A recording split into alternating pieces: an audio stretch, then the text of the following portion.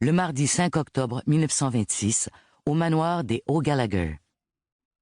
Cheveux épars, en longues vagues mordorées sur le petit coussin qui lui servait d'oreiller, la toute jeune servante récemment engagée par Madame Stella O'Gallagher dormait à point fermé.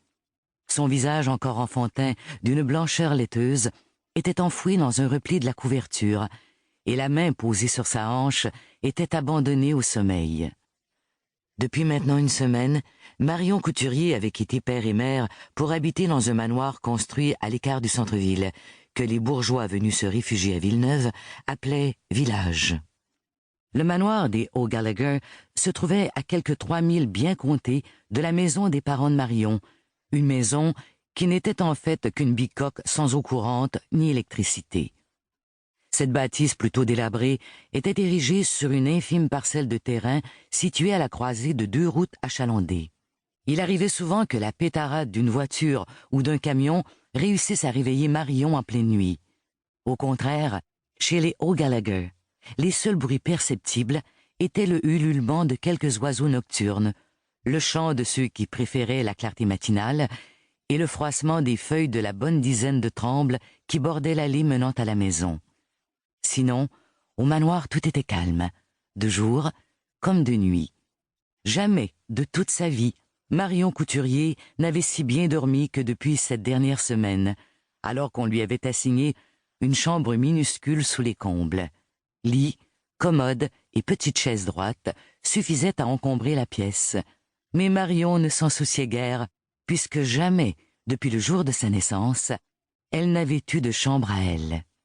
Tirée du sommeil par un oiseau piailleur arrogant, venu se percher sur le bord de sa fenêtre, Marion s'étira paresseusement. Puis, elle ouvrit les yeux, et elle afficha aussitôt un large sourire en reconnaissant la pièce.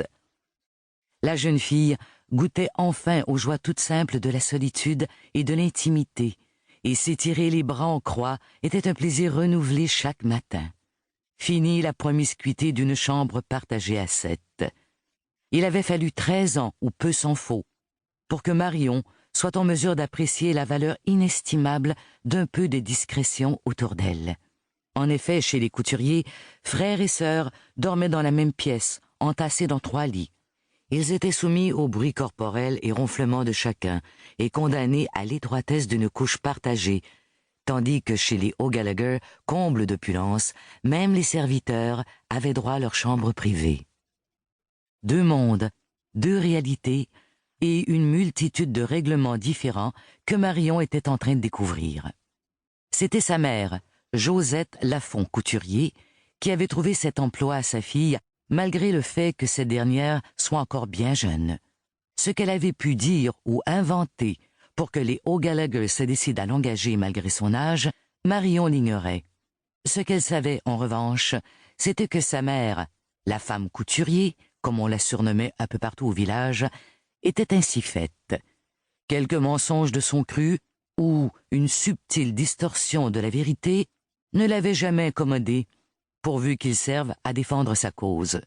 Ce fut ainsi qu'à la fin du mois de septembre, Josette était revenue d'une prétendue promenade de digestion, une promenade qui avait duré beaucoup plus longtemps qu'à l'accoutumée et qu'elle avait ordonné à Marion de faire son bagage. « Tu quittes la maison, ma fille, puis emporte tout ce que t'as. Je serais bien surprise que tu reviennes ici tôt. » À ce moment-là, Marion était en train de faire la vaisselle. Elle était restée immobile un instant, le temps probablement de saisir la portée de la surprenante nouvelle qu'on venait de lui assonner comme un coup de massue. Puis, elle s'était lentement retournée vers sa mère, une femme assez grande, à la poitrine plate et au regard perçant. Une assiette encore mouillée à la main et les yeux remplis de questionnements, la toute jeune fille espérait que sa mère lui donnerait au moins quelques éclaircissements sur la situation, car elle savait fort bien que la décision ne serait pas discutable. Toutefois, avec un peu de chance, elle saurait peut-être où elle s'en allait, et aussi pourquoi elle devait partir. Malheureusement, l'explication n'était pas venue à ce moment-là. « Tu prendras une guenille propre dans le placard pour t'en faire un baluchon », avait cependant ordonné celle que Marion n'avait presque jamais entendu parler gentiment. « Ça devrait te suffire, puis oublie pas de plier tes vêtements comme il faut. » Pour continuer à écouter ce livre audio gratuitement, cliquez sur le lien dans la description et vous pourrez l'écouter en entier sans frais grâce à l'essai de 30 jours d'Audible.